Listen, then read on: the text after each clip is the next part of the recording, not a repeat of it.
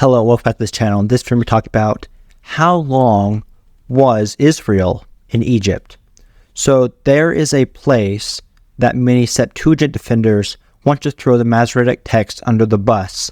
This place is in Exodus 12, verses 40 and 41. In the King James, these verses say, "Now the sojourning of the children of Israel who dwelt in Egypt was 430 years. And it came to pass at the end of the 430 years, even the selfsame day, it came to pass that all the hosts of the Lord went out from the land of Egypt." So the Septuagint in verse 40 adds the phrase, "and Canaan," making the verse say, "who dwelt in Egypt and Canaan." The King James, which uses the Masoretic Text for the Old Testament, only says Egypt. So LXX defenders will say that it is impossible for Israel to have been in Egypt for 430 years, and they do this based on their own math.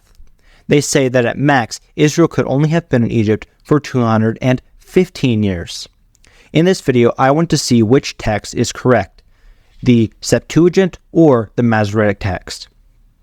So first, I want to look at a verse in Genesis whenever God is talking to Abraham, who at this time was called Abram. So in Genesis 15, verses 13 and 14, it says, "And he said unto Abram, Know of a surety that thy seed shall be a stranger in a land that is not theirs, and shall serve them, and they shall afflict them 400 years. And also that nation whom they shall serve will I judge, and afterward shall they come out with great substance." Now, we know that this verse is referring to Egypt, about the Israelites being enslaved in Egypt. And we know this because not only was Egypt the first nation to oppress Israel, but also because it says that they would come out with great substance. Now, if we look at Exodus 12, verse 35 and 36, we see that they're coming out with great substance. So let's read that verse. "And the children of Israel did according to the word of Moses, and they borrowed of the Egyptians jewels of silver and jewels of gold and raiment. And the Lord gave the people favor in the sight of the Egyptians, so that they lent unto them such things as they required, and they spoiled the Egyptians." So we see that they are spoiling the Egyptians. They're getting riches from the Egyptians. They're coming out with great substance, exactly what God told Abram would happen. So we know for a fact that this 400 years of being in slavery, we know is talking about Egypt. And so we can at least establish that Israel was in Egypt for at least 400 years. But the Septuagint defenders, they say that Israel could not have been in Egypt for more than 250 years. Well, to that I just say take it up with God, because I'm going to trust him whenever he told Abram that Israel would be oppressed 400 years. That's at least 400 years are in Egypt. Okay, so I'm just going to trust God. Okay. So Exodus 12, verse 40 and 41, so back to the original verse that we were looking at. So it says, "Now the sojourning of the children of Israel who dwelt in Egypt was 430 years. And it came to pass at the end of the 430 years, even the selfsame day it came to pass, that all the hosts of the Lord went out from the land of Egypt." So we know from this verse that there are only 30 extra years. So we have the 400 years that they are in captivity in Egypt, and there's 30 extra years, okay? And because of there's 30 extra years, we know that that they had to, if the Septuagint is correct, that they spent 30 years in Canaan and 400 years in Egypt. And so we are really left with two options, because the question is, where are these 30 years, right? Because there's 30, so we have the 400 years where they're enslaved, and then we have 30 more years. So where do these 30 years fit in this timeline?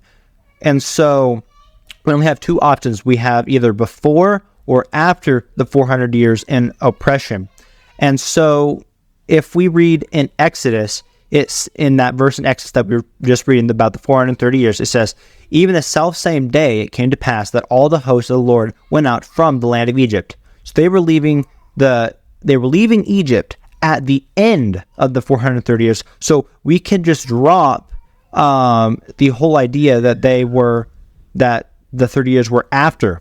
they left Egypt. It has to have been before they left Egypt, because the 400 years, after the 430 years, they left Egypt. Okay, so they were leaving the 400 years of bondage whenever they left Egypt. And so we have to put those 30 years, out of the 430 years, there's 30 years left. That has to go before the 400 years and bondage.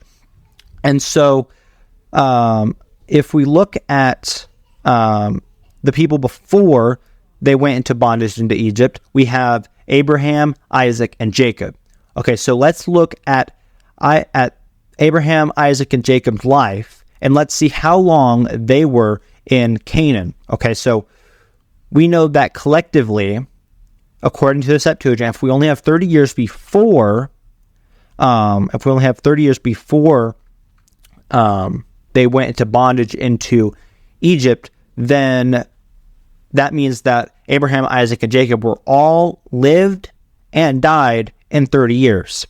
And I want to do the math. I want to make sure that we do this right and do the math. But that doesn't seem like a lot of time to me. So if we look at the end of Jacob's life, we will see this. Okay, so Genesis 47, verse 28, it says, "And Jacob lived in the land of Egypt 17 years. So the whole age of Jacob was 147 years." So the Bible literally says that Jacob lived in Egypt for 17 years in Egypt. But if we take the 17, so that means that if Jacob was in Egypt for 17 years, then either it came out of the 30 extra years or it came out of the 400 years in bondage. So either Jacob was in bondage as soon as he went to Egypt and he was in bondage for 17 years and then died, or it means that Jacob was born and lived 17 years in Egypt out of those 30 years. So that would leave that we would only have 13 years from Abraham to Jacob in Canaan. And so we know that that isn't correct either.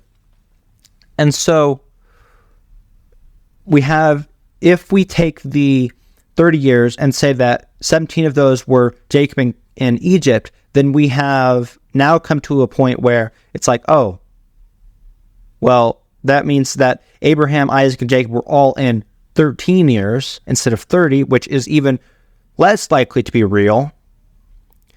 But then if we put the 17 years within the 400 years of bondage, then we're left with, well, why was Jacob in bondage? Right? Like, why was he in bondage? He came into Egypt as a free man, and so I don't know why they were put in bondage, because that didn't happen until after a Pharaoh rose that didn't know Joseph. And so it doesn't make sense to me that Jacob, as soon as he went to Egypt, was put in bondage. And so now we have an issue with the Septuagint. And so I just want to see if it is possible that Jacob was in Egypt for 17 years in bondage, and that those 30 years in Canaan were Abraham, Isaac, and Jacob. So let's see. Okay. So if we start with Abraham, it says in Genesis 12, verse 4 says, "So Abram departed, as the Lord had spoken unto him, and Lot went with him. And Abram was 75 years old when he departed out of Haran." And then Genesis 21, verse 5, "And Abraham was 100 years old when his son Isaac was born unto him." So we have 75 minus 100, we get negative 25. So that means that Abraham spent 25 years in Canaan before he got Isaac. And so now if we look at Isaac's life, and we read in Genesis 25, verses 20 through 26, it says, "And Isaac was 40 years old when he took Rebekah to wife, the daughter of Bethuel, the Syrian of Panaram, the sister to Laban the Syrian. And Isaac entreated the Lord for his wife, because she was barren. And the Lord was entreated of him. And Rebekah his wife conceived. And the children struggled together within her. And she said, If it be so, why am I thus? And she went to inquire of the Lord. And And the Lord said unto her, 2 nations are in thy womb, and 2 manner of people shall be separated from thy bowels. The one people shall be stronger than the other people, and the elder shall serve the younger. And when her days were to be delivered were fulfilled, behold, there were twins in her womb. And the first came out red all over like an hairy garment. And they called his name Esau. And after that came his brother out, and his hand took hold on Esau's heel, and his name was called Jacob. And Isaac was 80 years old when she bare them. So now we have the 25 years from Abraham leaving to him having Isaac, plus the 60 years from Isaac being born to Isaac having Jacob and Esau. And so now we're at 85 years. So we are already past those 30 years, okay? But I just want to keep going. So next, let's look at Jacob. And it's important to remember that Jacob did return to Canaan before his father Isaac died. Okay, and so in Genesis 35, verses 27 through 29, it says, And Jacob came to Isaac his father unto Mamre, unto the city of Abrah, which is Hebron, where Abraham and Isaac sojourned. And the days of Isaac were 180 years, and Isaac gave up the ghost and died, and was gathered unto his people, being old and full of days, and his sons Esau and Jacob buried him. So clearly from that verse we see that Jacob returned to Canaan where Isaac was before Isaac actually died. So there's no gap within the length of time between that. So we can just continue to add normally. And so if we look at Jacob's life, and again, if we look in Genesis 47, verse 9, And Jacob said unto Pharaoh, The days of the years of my pilgrimage are 130 years. Few and evil had the days of the years of my life been, and have not attained unto the days of the years of the life of my fathers, and the days of their pilgrimage. So this is talking about his pilgrimage in, that would be probably from when he was born to whenever he went into Egypt. And so this doesn't include the 17 years that he spent in Egypt before he died. This is before that. And so we can add this time onto the 85 years that we already have. So that's 85 plus 130, we get 215 years. I don't know about you, but I'm pretty sure that 215 is greater than 30. So we already know that's way more than 30 years, and it's definitely more than 13 years. And so not only does the Septuagint have Jacob enslaved, if we want to have 30 years, but also it has the patriarchs from Israel. So we have like Abraham, Isaac, Jacob were in Canaan for only 30 or 13 years, which doesn't make sense. It's bad. That is bad math. They say that our math doesn't make sense because they couldn't have been in Egypt for 430 years. They could have only been in Egypt for a max of 215 years. And it's like, well, what do you mean? I mean, your math is the math that doesn't make sense. It's not my math. It's not my math. It's the Bible's math. The Bible's math makes sense. Your math does not. And so to Septuagint defenders, I'm like 30 years. Or if you wanted to take it down to the least it could be, you would have anywhere from 13 years to 30 years. That's the time frame that apparently they went from Abraham to Jacob. And so that makes no sense. They say that their math disproves the Masoretic Text, but actually, if you do the math, it disproves them. The Septuagint, it disproves the Septuagint, not the Masoretic Text. Instead, it actually goes in the favor of the Masoretic Text. Okay, so I want to take a look at the end of Jacob's life just really quick again. So in Genesis 47, verse 28, And Jacob lived in the land of Egypt 17 years, so the whole age of Jacob was 147 years. Based off the model we get from the Masoretic Text, we have an extra 30 years in Egypt before the enslavement. So we have 30 years of not being enslaved in Egypt, and then we have 400 years of being enslaved in Egypt. Okay, so Jacob lived through 17 of those 30 years, and then 13 years later, after Jacob has already died, a Pharaoh rose up that didn't know Joseph, who then brought Israel under bondage. It makes sense. It fits together and it works perfectly.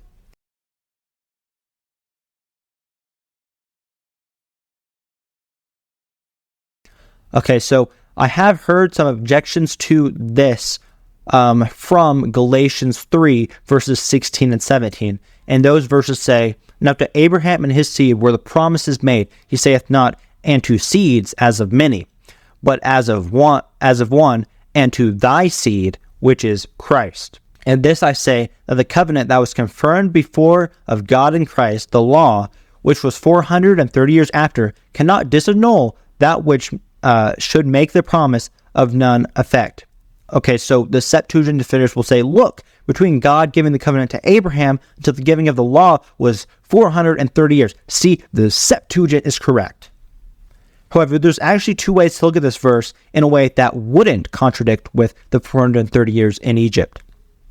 Okay, so the first view that I want to talk about, and the view that I personally hold to, is that when it talks about the covenant, it's referring to the Abrahamic covenant, not to Abraham himself.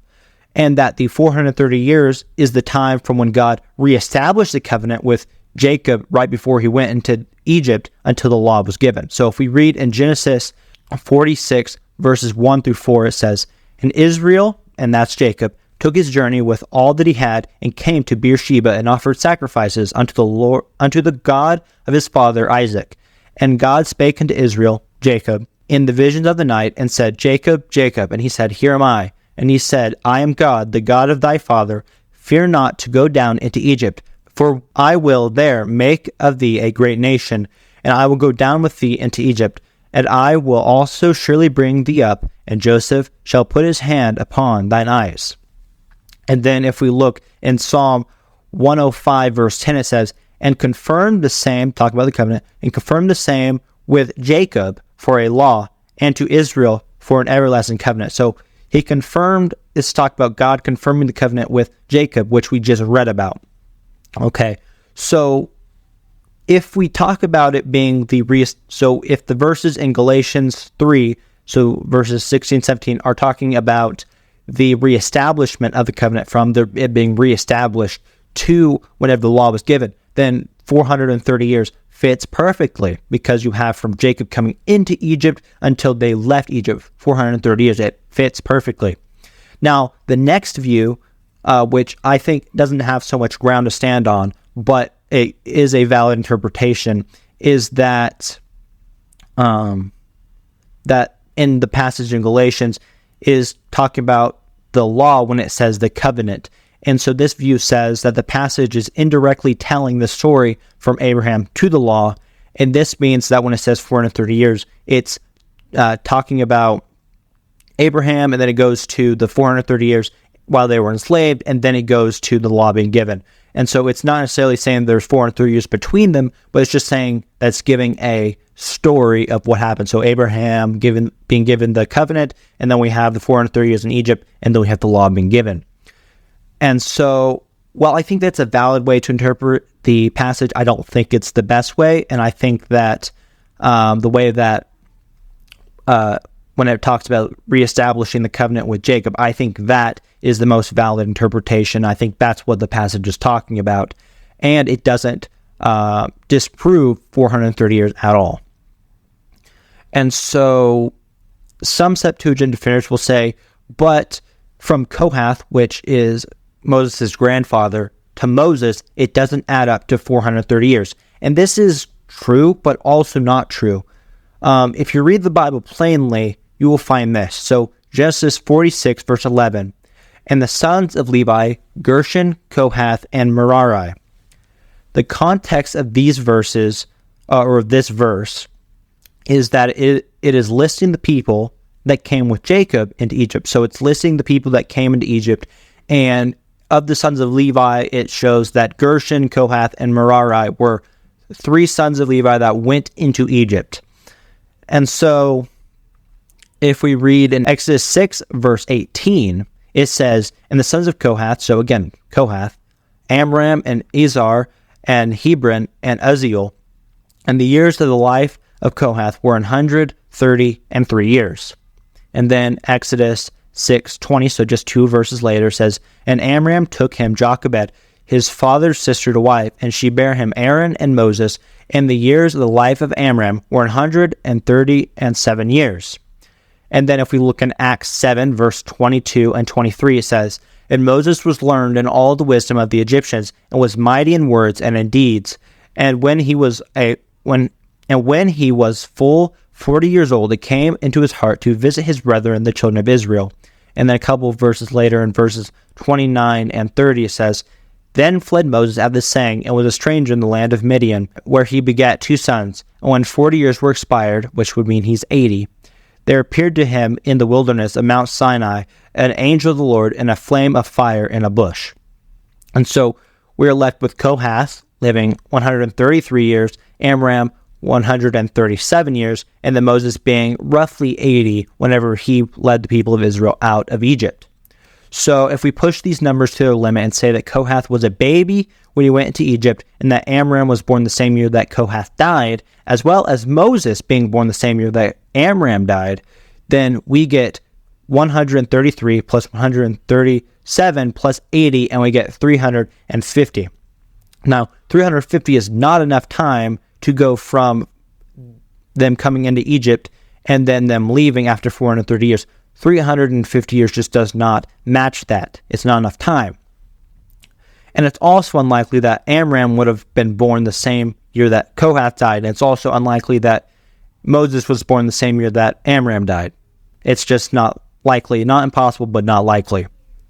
And so how do we settle this supposed discrepancy? I would like to look at the passage where God is speaking to Abraham, the one where he talks about the 400 years in oppression. And I want to read just a little bit further, because we didn't read all the whole passage. I want to read a little bit further than we did last time. So Genesis 15, verses 13 through 16. "And he said unto Abram, Know of a surety that thy seed shall be a stranger in a land that is not theirs, and shall serve them, and they shall afflict them 400 years. And also that nation whom they shall serve will I judge, and afterward shall they come out with great substance. And thou shalt go to thy fathers in peace. Thou shalt be buried in a good old age. But in the 4th generation they shall come thither again, for the iniquity of the Amorites is not yet full."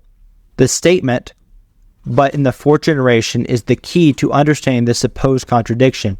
If we look at the people born in Egypt, we only have 2 generations based on the plain reading of Scripture, which would be Amram and Moses. So where are the 4 generations? Well, often in Scripture, especially in genealogies, it won't mention everyone that's in the line. So we see this even in, and I'm going to give an example. So an example of this would be a man by the name of Canaan. Okay, so in Genesis 11, verses 11 through 13, it says, "And Shem lived after he begat Arphaxad 500 years, and begat sons and daughters. And Arphaxad lived 35 years, and begat Salah. And Arphaxad lived after he begat Salah 403 years, and begat sons and daughters." So we have Shem having Arphaxad, and then Arphaxad having Salah. Okay? But if we look in Luke chapter 3, verses 35 and 36, it says, "Which was the son of Sirach, which was the son of Reug, which was the son of Pelach, which was the son of Heber, which was the son of Salah, which was the son of Canaan, which was the son of Arphaxad, which was the son of Sem, which was the son of Noe, which was the son of Lamech." So there's a big difference between the passage in Luke 3 and the passage in Genesis 11, because in Luke 3 there's a whole extra person which was named Canaan. Okay, so this is between, so if we read it again, Luke 3 has Salah, which is the Salah in Genesis 11, which was the son of Canaan, which Canaan is not mentioned in Genesis 11, which was the son of Arphaxad, which Arphaxad is mentioned in Genesis 11. And so why is there an extra person in Luke 3 but not in Genesis 11? And again, the answer to this will be the key to understanding the 4 generations and why there's only 2. And so if we look in Matthew 1, it says, "The book of the generation of Jesus Christ, the son of David, the son of Abraham. That's the key. So Jesus' father was neither David nor Abraham, but he is called the son of both because his lineage came from them.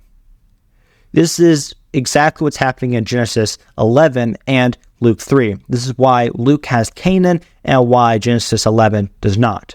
Selah's lineage came from Arphaxad, and that's why Genesis 11 doesn't mention Canaan, but Luke 3 does mention Canaan because it's going each generation.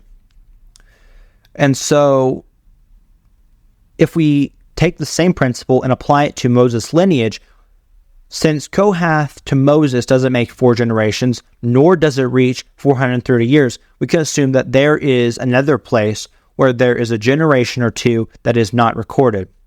We know that Amram was the biological father of Moses. So in Exodus 6, verse 20, it says, "And Amram took him Jochebed, his father's sister, to wife, and she bare him Aaron and Moses, and the years of the life of Amram were 137 years."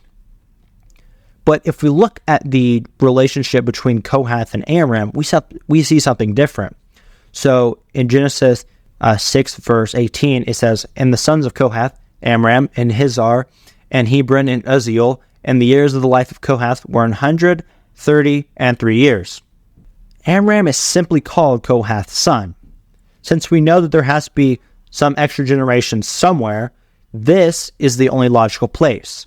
But as we mentioned before, if we take Amram and Moses, both born in Egypt, we only get 2 generations. So I believe that there are 2 generations between Kohath and Amram, thus bringing us to 430 years. And so as Amram, the reason Amram is called the son of Kohath is because through Kohath lineage we get to Amram, not saying that it listed every single generation, because it skipped over at least 2 in what I believe. And so some will say, but Jochebed, Amram's wife, is the daughter of Levi. And that is what the verse says. If we read in Numbers 26, verse 59, it says, "And the name of Amram's wife was Jochebed, the daughter of Levi, whom her mother bare to Levi in Egypt. And she bare unto Amram Aaron and Moses and Miriam, their sister." So it sounds like, but Jochebed was the daughter of Levi, the biological daughter of Levi, and so thus we have to conclude since Amram married his father's sister, that means that Amram's father would have to be Kohath, right? But actually, if you, again, exactly like what I mentioned with Jesus Christ, where he was called the son of David, the son of Abraham, the same thing is happening here, where it's the daughter of Levi. She was of the tribe of Levi, whom her mother bare to Levi, the tribe of Levi, in Egypt.